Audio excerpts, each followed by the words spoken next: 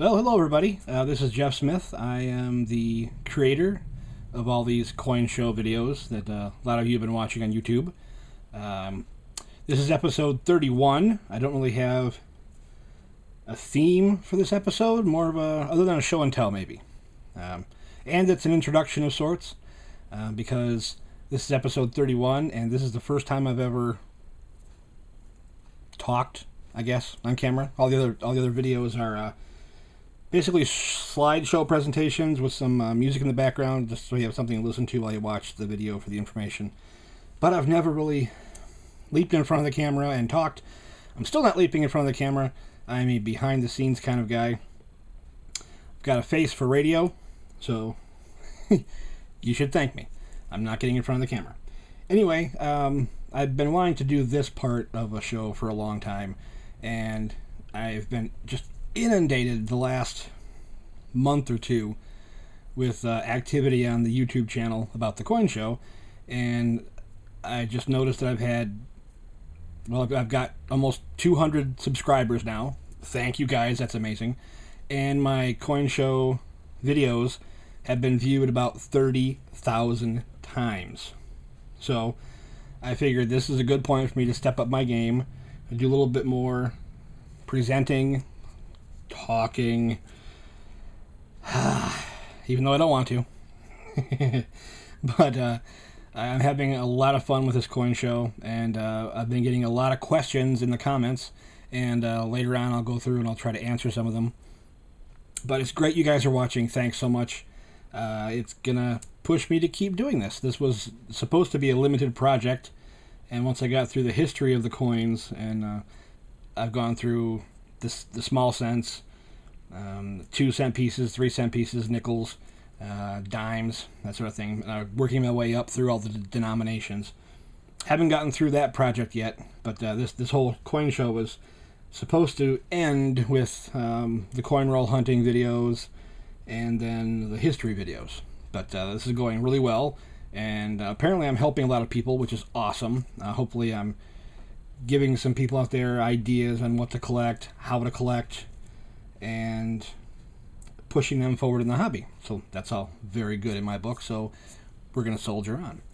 So this show, if you've been watching some of my other videos, I'd say 90% of my collection of everything I have was pulled out of circulation, either by me or the men who got me involved in this hobby, my father and my grandfathers.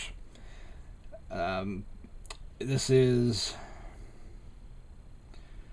close to 100-year-old collection now.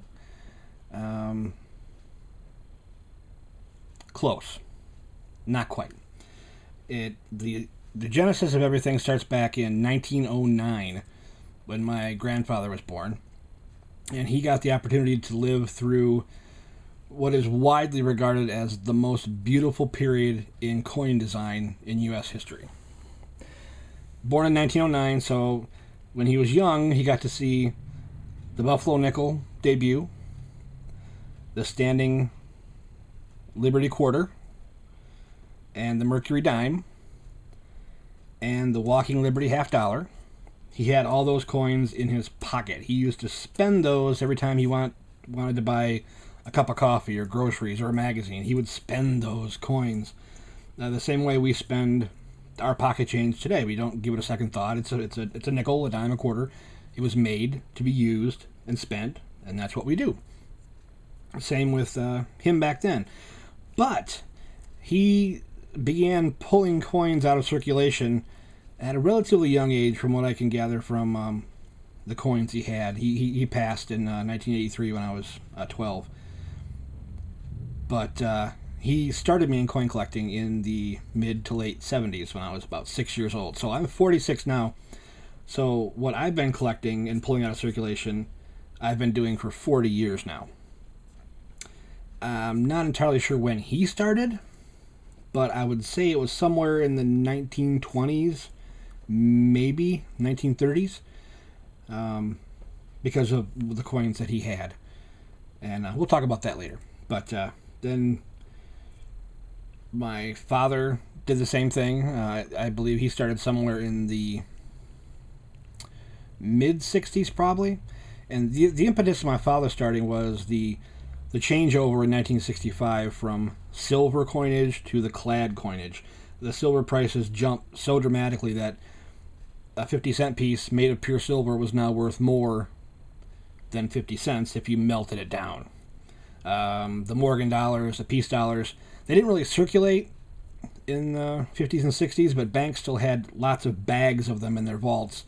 And my grandfather and my father would both say you could go to the bank and give them $1 and say, I want a Morgan dollar or a peace dollar back for that. And people would do that and give them out for presents for birthdays and Christmas and things of that nature. But in 1964, that just went poof because the price of silver jumped.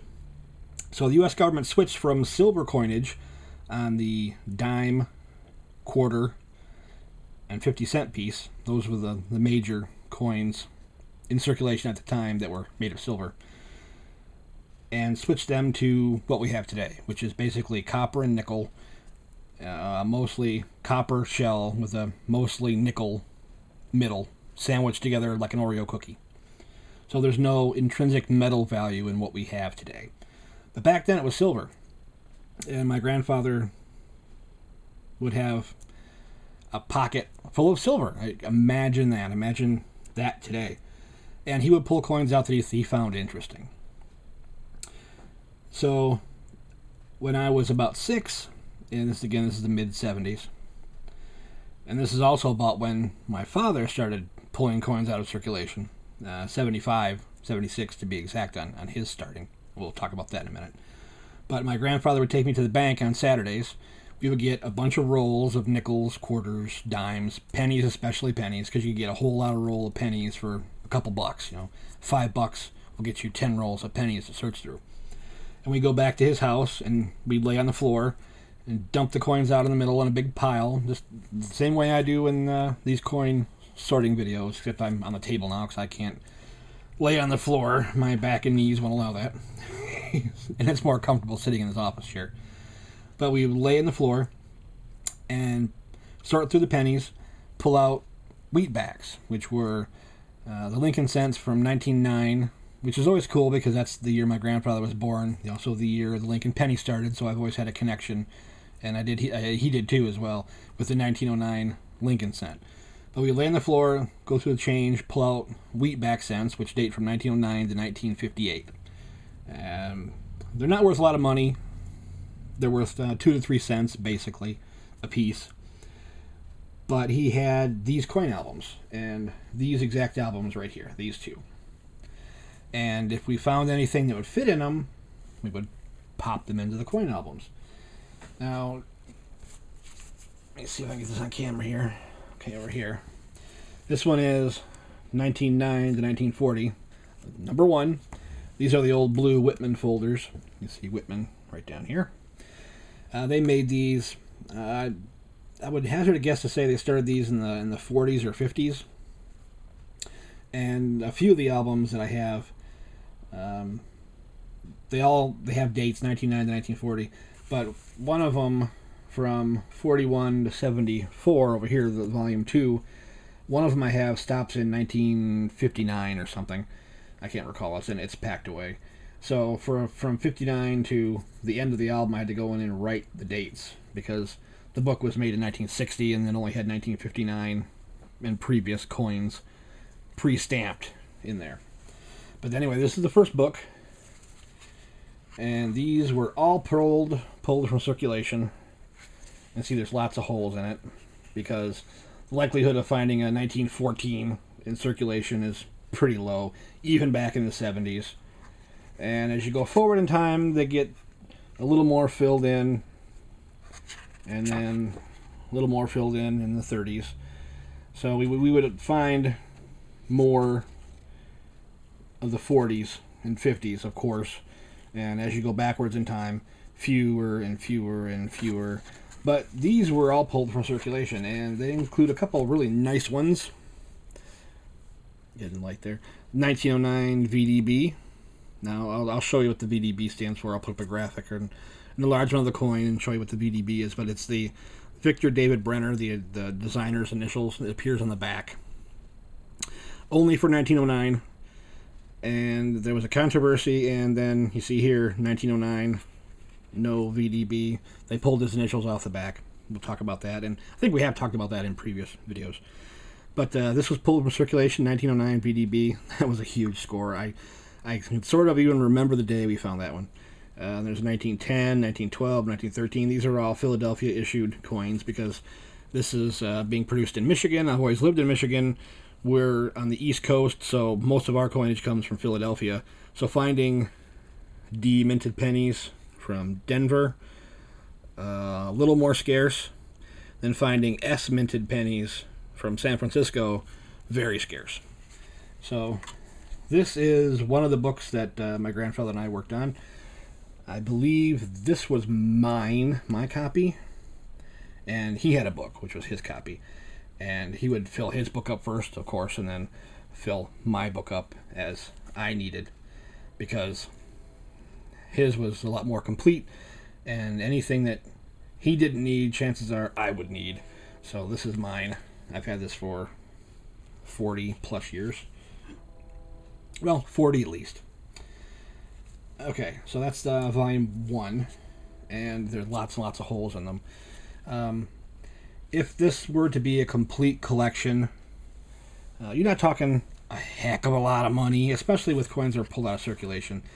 These would all be in good to very good shape. There's probably a couple in the 30s here that might be closer to fine. There's a couple in there that have a little bit of a shine to them. I don't know if you can pick that up on the camera. This one right here is probably closer to a fine condition. But they're all well worn, well circulated, and well loved. So there's not a lot of monetary value in this collection, but it's neat. It's American history. It's a coinage history, and it's a really amazing family bond that spans now 4 generations. Because I've got my daughters into coin collecting over the years. They're out of it now. They've gone to other things and careers and marriage and children and stuff. But this will come back to haunt them later, I promise, because I have a granddaughter now, and I plan on laying on the floor with her and sorting through pennies and nickels and such, and she's going to get books like this from me someday. But anyway, this was the first book. Not a lot of value here, monetarily speaking, and I get it. And I've seen arguments online. People say, "What's this penny worth?" And I'll tell them, or someone else will tell them it's worth 3 to 5 cents, and they get angry. They get really offended. I understand that you love it and you collect it. Maybe you think it's worth a bunch of money, but in reality, it's not. These were made in the millions and tens of millions, and then we get later on in history, they were made in the hundreds of millions, and then into the billions. So while it's old, and it might even be in good shape, old doesn't necessarily mean valuable. So you can go on eBay right now and buy this book complete, except for one coin. It's missing one coin, and that would be the granddaddy of all Lincoln cents right here, 1909 S VDB. Why? Because while the rest of them in that 1909 series had 146 million, 72 million, 28 million, the 1909 S VDB only had 484,000. Less than 500,000 of those pennies were ever made. So it's quite scarce. It's not rare, but it's scarce. So if you were to go on eBay or some other auction site, you could pick up this book full of every penny in there except the aforementioned 1909 VDB, full of every other cent. I've seen bids start at $79 and end at $120. So you can, I mean, if you weren't coin roll hunting or buying them individually, you wanted to just get the almost complete collection in one shot, bam, hit eBay, and for $100, give or take, you can get the complete collection except that 1909 SVDB. That one alone, in just poor, beat up, almost can't tell what the date is, will still run you $200. In a decent grade, sharp, crisp details, you're talking $4, $5, $6, $7, $8, $100. Anything in pristine, almost like new condition, you're talking thousands of dollars. So for 99% of the average coin collector out there, especially ones that collect Lincoln Cents, and most of us start with Lincoln Cents because it costs a penny to go through your change and pull one out and put it in a book. It's the most cost-effective way to start coin collecting. For 99.9% of coin collectors who collect Lincoln Cents, they don't have that coin. Coming across it in the wild is rare. You'll have to go to many coin shops before you find one that has it, and if they have it, it's probably way overpriced. So good luck if you want to find that. Now, what I did do a few years ago, I found a place that sold a replica of it, the exact same design, size, weight, composition, everything. It's identical to the original release, but on the back it's stamped copy because that's a law. Yeah. They passed the coinage protection, the Hobby Protection Act in the 90s, I believe it was. And any reproduction of any U.S. coin has to be stamped copy by law. So I've got that someplace else and didn't bother to put it in the book. I don't want, when I pass this down, I don't want anyone to think it's real, because every other coin in this book is real. I don't want them to think that that coin is real and it's worth $10,000 or what have you. So I keep it separate, and it's clearly marked copy on the holder it's in. Maybe I'll show it to you later. But that's number one. Book 2 over here covers the years 1941 to 1974.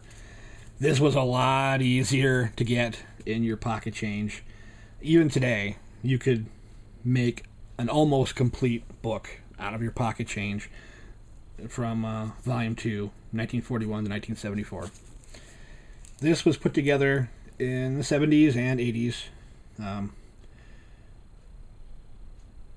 Except for maybe one of these 1943 steel cents.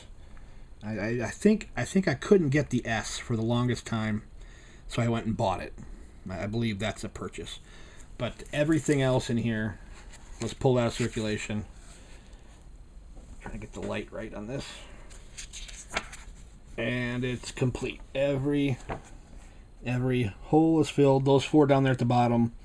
This book was made... let me see if there's a date on it. No, there's no production date on it. But it was made probably in 75. Otherwise, they wouldn't have stopped there. They'd gone from the 74. They would have gone 75, P, D, and S, which is Philadelphia, Denver, and San Francisco. But they didn't, and there's no 75S anyway. But we'll talk about that later. You can see some of these have some real shine to them. Back here's 68, 69, 69, 70S. That's my favorite coin because that's the year I was born, 1970. And my name is Smith, and it's got an S on it. So 1970S, I just always liked that. There's no real logical reason for that, but that's just one of my favorite coins. But you can see there's quite a bit of shine on them. That's because I pulled these out of circulation in the 70s when 1970s pennies were still pretty bright and shiny, and they went directly into the book. Now, I'm wearing the gloves here now, more out of habit. I always wear these now when I handle coins. Didn't back then, ever.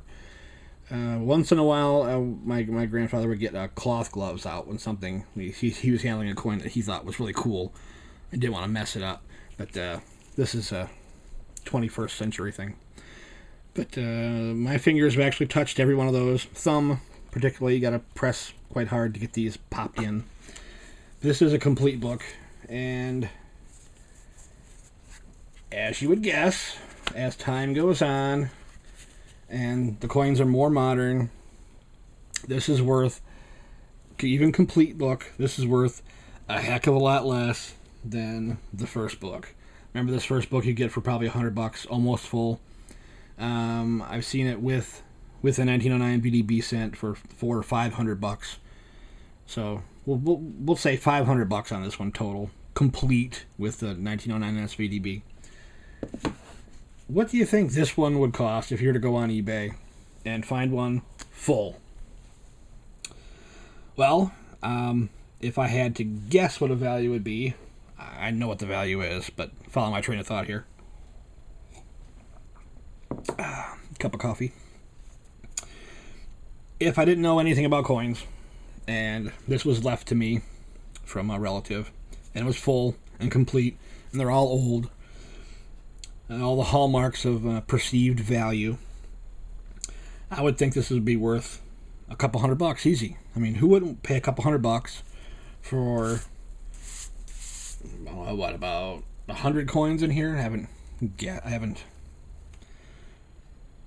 ever counted them, I don't believe. Let's say about 100 coins. Somebody out there in the comments will tell me exactly how many is in here. Awesome. Please do. I'm not counting. But you would think this is worth a couple $100. Truth is, if you go on eBay right now, you can buy this complete book, this exact same book, the old Whitman folder, full of all the pennies, for about $10. Now, if I had to guess how much this would be worth, and I put it together myself, not knowing the value of coins, and it took me 20 years to find every coin and pop it in, and had to go through hundreds or thousands of 50-cent coin cent rolls, all that time would make me think this is worth a whole lot more. But you go on eBay, and some of the recent auctions, one sold for $7.99, not including shipping. One sold for $10.99. There was a $12.99 sale. So if you didn't want to spend 20 years chasing change to put this together, go to eBay and drop $20, and bam, it's yours. It'll be here next Thursday. But that's kind of not the point of coin collecting, is it? I'm 40 years into it. I have hundreds of stories. I've made a lot of friends who collect coins. In fact, recently made an acquaintance, a better friend, found out his grandfather had left him this coin book right here, 41 to 74, and he was missing probably 10 or so. He found out I was doing this coin show. He asked me if I could help him track down those 10 coins that he could buy from me to help his recently passed grandfather complete his collection. And that's exactly how I started. When my grandfather passed and I kept my books that he had for me, I started collecting more and more to finish the books that he started with me. So that exact same story came back a couple of years ago, and he needed, this acquaintance of mine needed 10 cents to fill his grandfather's book. Now I've got another one exactly like this that is totally full, just like this one, except for one coin. I'm not sure which one it was. I think it's a 1945, but the 10 that my friend needed, I had in rolls like this. I keep all my spare pennies that I don't put in the books. I put them in rolls. I had 9 of his needed coins in one of those. So I pulled them out, had them in my hand. The 10th one I did not have. And I didn't want to go back to him and say, hey, I know you needed 10, but I can only find 9. Sorry, keep looking. So in my spare book, this is my primary book. In my spare book, I went in, pulled out the 1945D, I think it was, pulled it out of my book, put it in my hand with the other 9 that he needed, tracked him down and said, here's all 10 that you needed. No charge, you can have them. I'm happy to help you and your grandfather complete that book, because that's what I did with my grandfather's book. And I got a better friendship from the fellow that way. And we talk about coins, and every time something new comes out, whether it's the shield reverse on the Lincoln cent when that came out, or the new quarters, the state quarters, territory quarters, parks quarters, when those come out, we chat about it. He asks about error coins once in a while. So I'm slowly but surely getting him hooked and reeling him in on the coin collecting hobby. And that's what we all should be doing. I mean, if we don't pass on the knowledge, the fun, the joy of coin collecting, it's going to stop very, very soon, because every couple of years the U.S. government comes up with their idea to first kill the penny, get rid of the penny. Who needs it? We just throw it on the ground and don't use it. Canada already got rid of their penny. I believe Australia got rid of their penny. 1 cent just doesn't buy what it used to back in the day. So it'll start there. And of course, more of us are using plastic debit cards, credit cards. Cash is becoming a thing of the past. And I don't think that 100 years from now, in fact, I know 100 years from now, no one will be making coins. They're starting to stop making dollars now. Canada, I think the lowest denomination bill they have is now a 5. And their $1 and $2 coins, they get circulated quite a bit, I would say, but they've already killed their penny. So 100 years from now, there will be no coins, period. There might not even be bills. So if we don't pass on our knowledge as a coin collector and the idea of fun and a challenge, it is a challenge to complete this. Like I said, this took me 20 some odd years because I was only filling it with pocket change. So it took a long, long time to get everything pulled out of pocket change and coin rolls and put in the book. So there's a huge challenge there.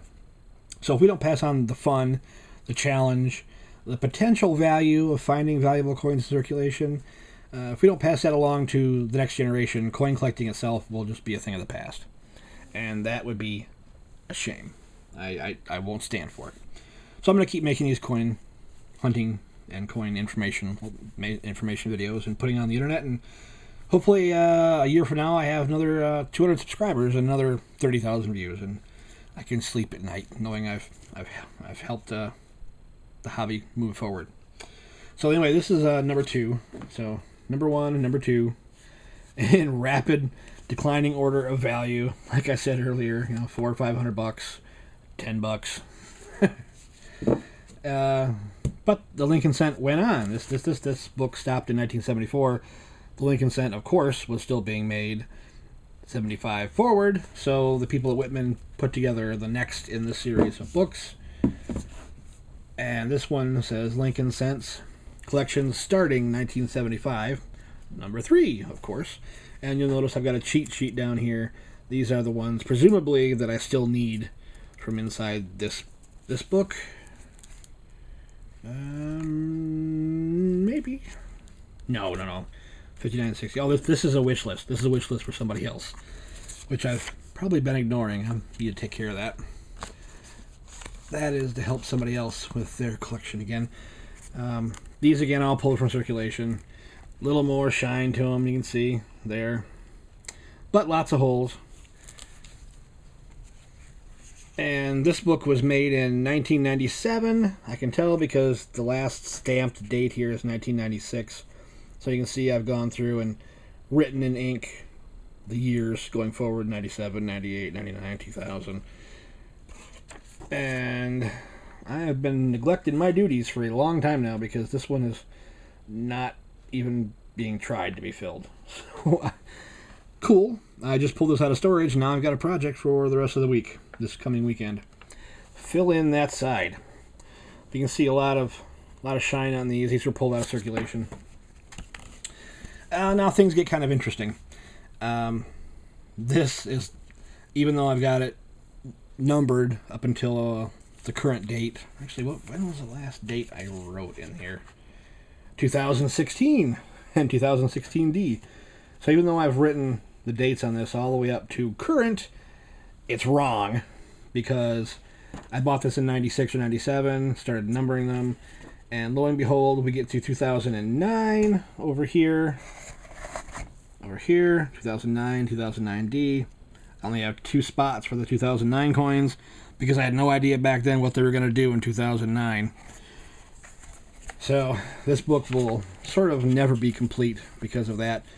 If you don't know, in 2009, the Lincoln Cent had its 100th year anniversary of being issued. So the government decided to honor the coin and Abraham Lincoln in the process because it was also his 200th anniversary of his birthday. So they made commemorative coins, 4 of them for circulation. They had special backs. And they had the journey of Lincoln from childhood to the Capitol. And they were issued in P and D. So 4 designs, 2 mints, that's 8 coins in the hole. Holes needed in your book. Then they also produced collector sets of the same exact coins in the original composition of the Lincoln cent. Because back then they weren't a clad coin like they are now. And I'll talk about that in a minute. They were solid copper, roughly, with a little bit of copper brass composition, a little bit of zinc, a little bit of tin thrown into it. Maybe I'll put up on the screen the exact composition. But in 1982, which is covered in this book, and which is the subject of our second series of holes there, in 1982, they changed from the copper brass solid composition to a zinc penny with a copper sandwich core on it. So now the cent is also a clad coin, just like the quarter and the dime and the 50-cent piece. The only non-clad U.S. coin right now in normal everyday average circulation is the nickel. But in 1982, there was 2 different varieties. There was the old copper brass composition solid, and there was the new zinc pennies, the Zinkins, that we call them. So for 1982, you have all these holes because there was both formulations out there running around from both mints. So I'm deficient in that as well. But in 2009, they made the special collector issues with the old original 1909 composition of the cent. So they're heavier, they look a little different, and if you don't have them, you don't have the complete set of Lincoln cents. I don't have them. But anyway, this is collection number 2. So if you wanted to get roughly from 1909 to 2016, because they did reprint this book, and I have a reprint of the book right here. It got a lot fancier over the years, but it's starting 1975, and this one goes up to current 2016 with the added holes for the 82 and the 2009. If you want to go track these books down, you pay about $3 per book. You might find them a little cheaper on Amazon.com or eBay, or find your local coin store. This is really cool.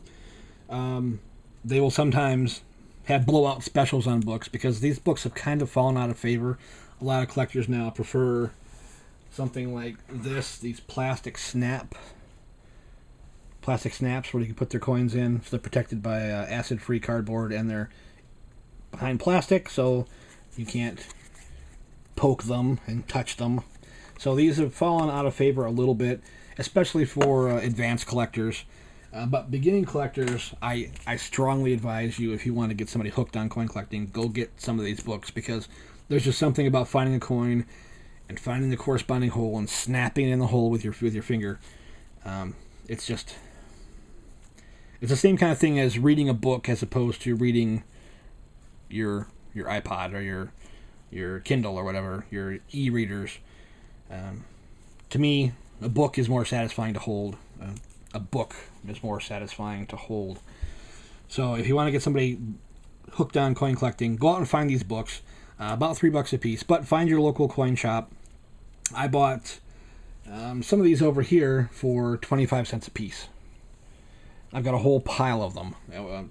They're gently used or slightly used. Somebody decided to upgrade from the book to these plastic snaps that I showed you earlier. So they'll pop all their coins out, and then you've got an empty book, and they take it to the coin shop, and the coin shop will put it out for 25 cents, 50 cents, $1 as a used book. So I picked up a stack probably that high, probably 20 books or so, for $0.25 a piece. So check that out. But if you want to get somebody started in the hobby, 3 books will get them from 1909 to present, and you'll spend tops $10 for all 3 books. Or, like I did, 75 cents. So shop around. And that's how you would start somebody. The Lincoln cent is the most collected coin probably in the world. I want to say it is, but I don't think there's any real facts about that. I know it's the most widely collected U.S. coin just because it's so cheap. Going through your pocket change a penny at a time. If there's 100 pennies in here and you can find them all, it costs you $1 to build the book. That's especially the case with this Volume 3, 1975 to current. You can find all those in your pocket change easily. So it'll cost you $1 to fill the book and 25 cents to buy the book. So that's the cheapest way possible to get somebody started in coin collecting. But there are variations of these Lincoln cent books out there. These are the 3 that will get you the collection from beginning to current. But there are others. Let's see. These are duplicates of what I've already showed you. Here we go. This is the book I started my daughters on back in the mid-90s. They saw me doing all this, and, Daddy, can I help? And, yes, you can. So I went and I bought these books. It just says cents. There's no years on it. It's just plain. And when you open it up, you can number them however you want. So, being OCD that I am, I started with 1909, 1910, 1911, 1912, 1913. Just one per year, so the mint mark doesn't matter. It could be Philadelphia, it could be Denver, it could be San Francisco. Just 1 penny per year, starting at 1909. And this one goes through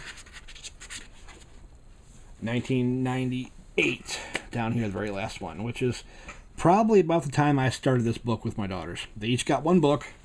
I wrote the years in here for them. And what I did was I went to the bank, just like my grandfather did to me. I went to the bank, got a bunch of penny rolls, like this.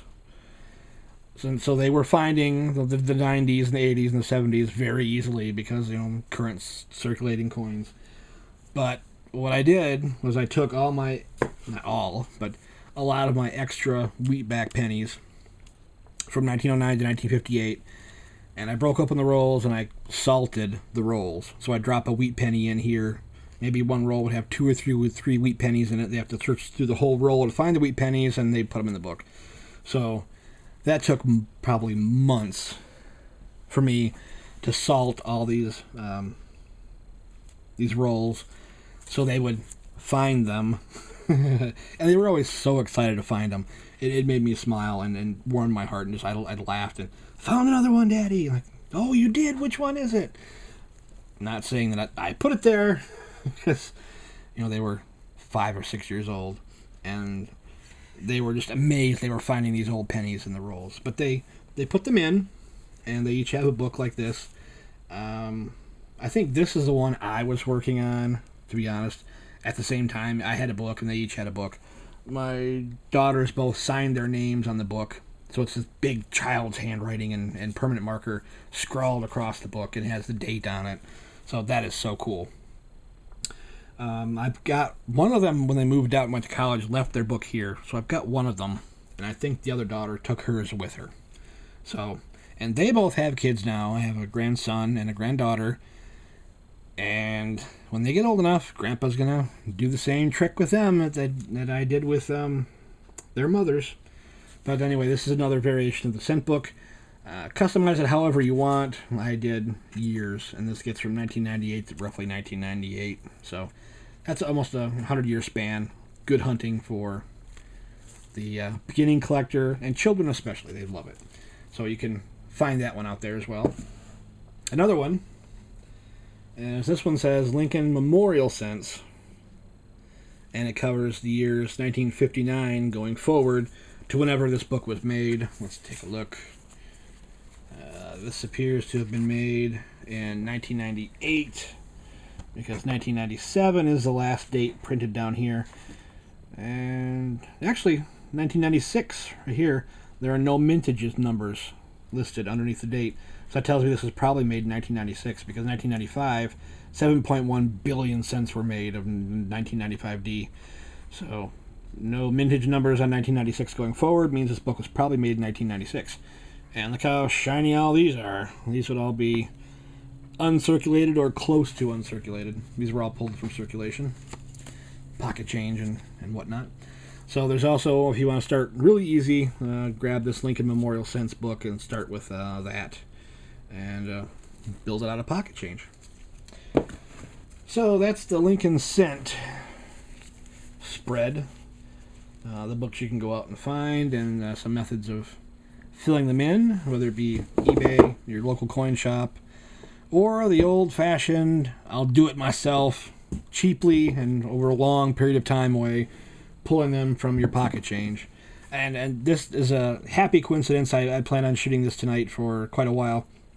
On my way home from work tonight, stopped at the gas station, and those little take a penny, leave a penny, need a penny, take a penny jars they have. Always check those, because people dump pennies in there. I saw a dirty old looking penny, and it could be new. I mean, the new Lincoln Cents, the zinc issued ones, are horrible. They go dirty very quickly. So if it's a dirty penny, doesn't mean it's old. But this one caught my eye. It's sort of a brownish color, and brown is a rare color in new coins. They take quite a while to turn that color. But I saw this dirty brown penny in the jar, and I pulled it out and decided to take a look at it, and wow. I'm probably not going to be able to get you to see this on camera, but trust me, it's a 1919. That's 1919. 1919. I pulled this out of the keep a penny, leave a penny jar at the gas station about 2 hours ago on my way home from work. So it is possible. They are still out there.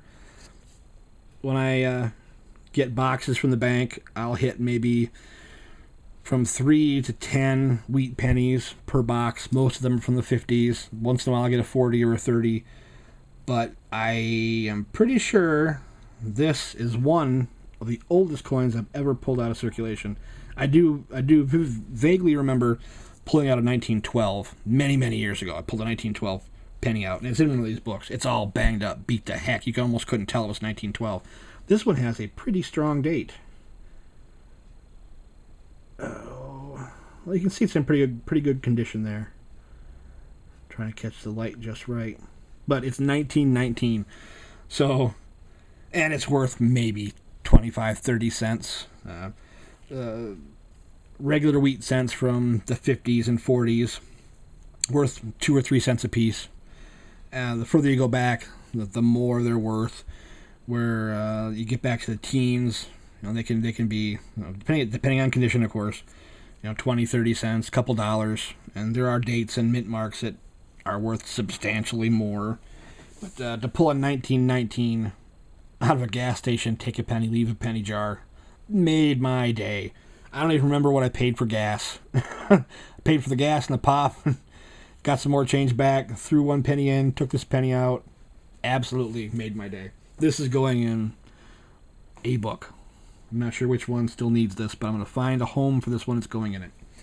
So that was amazingly cool. Well, guys, it's been about 45 minutes. My coffee has gone cold.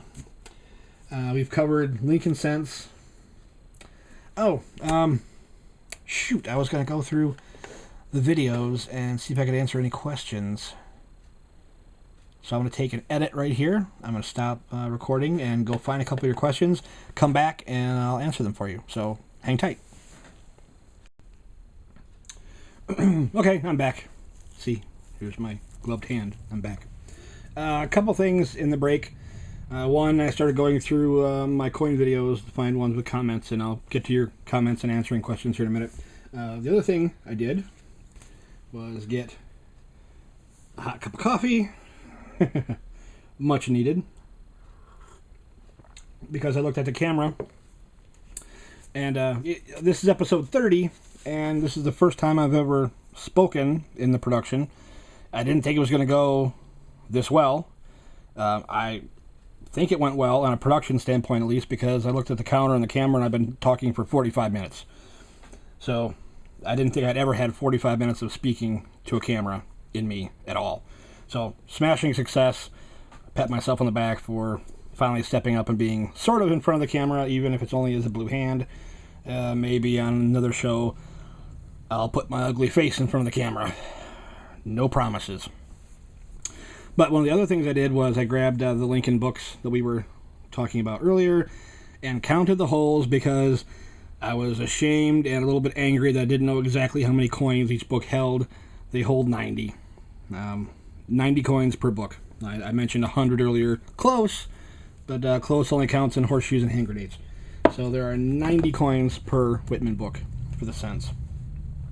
Okay, so I'm on my page here looking for videos that have comments, and the comments generally are questions. This one has a question. Kill the audio here.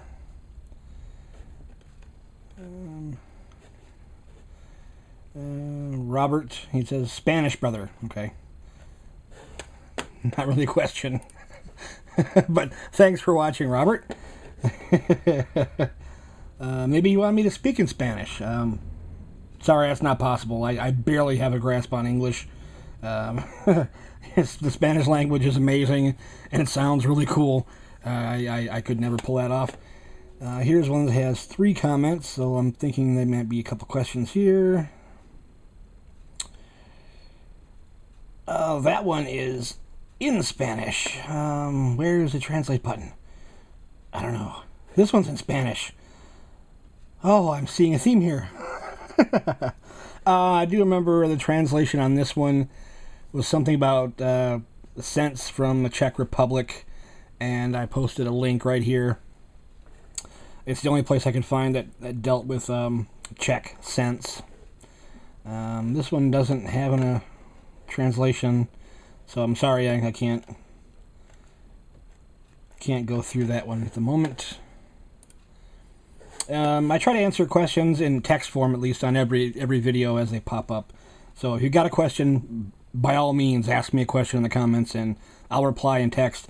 And in future shows, I'm sure that now that I've caught the talking bug, I will do this again, go through my videos and answer questions. It'll take me a couple weeks between now, the day I'm shooting this video, and the next video shoot. I'm a video producer by trade, and in every single week I've got between 2 and 5 programs I either shoot or edit for other people. So I'm doing this in my spare time, and it comes around in cycles where about every 2 or 3 weeks I get a day off and I get to produce a show of my own. So this is my day off today, and I'm shooting this show. My next day off is in a couple weeks. So the next show, which by the way I'll give you a sneak peek at, the next show is going to be on the second most popular and easily collected coin in U.S. coinage. Jefferson nickels, because they're cheap and plentiful and found in circulation. That's the next show. Jefferson nickels, and a few surprises too. But we're looking for more comments and questions here. This one has 3 questions as well. Let's see. Oh, that was the Spanish one. Sorry. I'll go down to another one. There's 1 question here. There was 18 questions on this one. Wow. I didn't realize I was replying to the same video over and over and over again. I've been getting lots of notifications of comments on videos. That's when I go back and answer them. Here's the intro to the coin show that we're shooting and talking about right now. This is from Elizabeth. I'd seen on the Lincoln Cent Resource website about the 1956D with a faint S mint mark, but can't find much information about it. And I believe I have one. Oh, that'd be amazing. If anyone has any information or know where I can read about it, I'd appreciate it. Well, the Lincoln Cent Resource website is pretty much the definitive website on Lincoln errors, and I haven't talked about this at all during this program here. I've just talked about collecting cents out of your circulation. Once in a while, if you really pay attention to your coins, you'll see errors on them. And if you've been watching the show, a lot of what I've been covering has been finding errors in your circulating coins. Errors have the potential to be very, very valuable. A lot of them in the Lincoln cents are not valuable because, especially in the 40s and 50s, their production techniques were so lax, and they were pumping out millions and millions and millions of them, and they'd never done that many before. They would use the dies long past the stamping dies. They would use the dies long past their expected life terms, and they would start cracking, breaking, chipping. So those errors are extremely common, extremely plentiful. They're neat to look at and they're cool to find, but they're not really worth a collector value. But she's talking about something different. She's talking about a RPM, which is a repunched mint mark. What they used to do is, at Philadelphia, they would have all the master dies and master hubs for the cents. They would stamp it with a D for Denver or an S for San Francisco, or leave it blank for Philadelphia, and then ship that die to the appropriate mint. Sometimes they'd make a mistake. They would, like she's talking here, 1956 D with a faint S mint mark underneath it. Someone would they'd stamp the D on it, and whoops, I misread my work order for the day wrong. That wasn't supposed to be a D for Denver. It was supposed to be an S for San Francisco. No one's watching, and I don't want to get in trouble with my boss again, so I'm going to take the S stamp mint mark and stamp it over the D. No one's going to know, right? And they shipped that one over to Denver or to San Francisco with both mint marks on it. The mint marks are so small, you really need one of these magnifying glass to see. I recommend if you do error hunting or if you follow any of the videos I've already posted, you're looking for errors, you really need, at the very minimum, a magnifying glass because the mint marks are so small, the dates are so small. And if you're in an advancing state of age like I am, your eyes can't look at those little things anymore, so you really need magnification. You can also get a microscope on eBay that hooks up to your phone or your computer and does wonderful jobs with magnifying, so you get nice big views like this over here. When I shoot these shows, this is the first show I haven't shot in the studio at work. I've got a microscope of sorts at work. It's an overhead video projector that shoots on a tabletop and has high power magnification to it. So all these close-ups of coins you see in my other videos were shot with that. Don't have that here when I'm looking through coins, so I just grab the old magnifying glass and do it that way. So she's talking about finding that website, or that coin, and looking for more information. The Lincoln Cent Resource website is the #1 place to go. It has very nice close-up detailed pictures to show you what you're looking for errors. Sarah Elizabeth, go back there. That's the place that I point everybody when they ask questions like that. So we'll find another video with questions. Like I said, this one has 18 comments. I'm guessing probably 9 questions and then 9 answers from me. But let's see.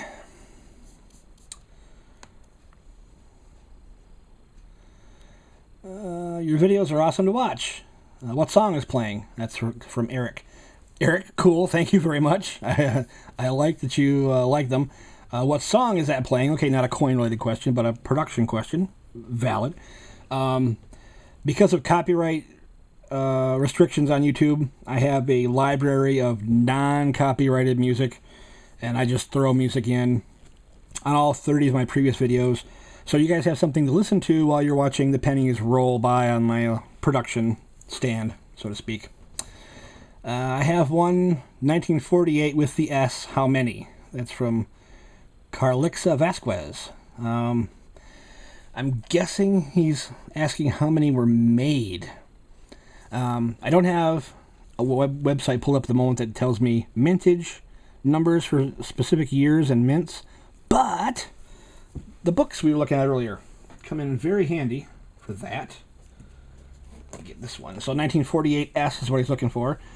Right here, the Lincoln Cent book we had earlier.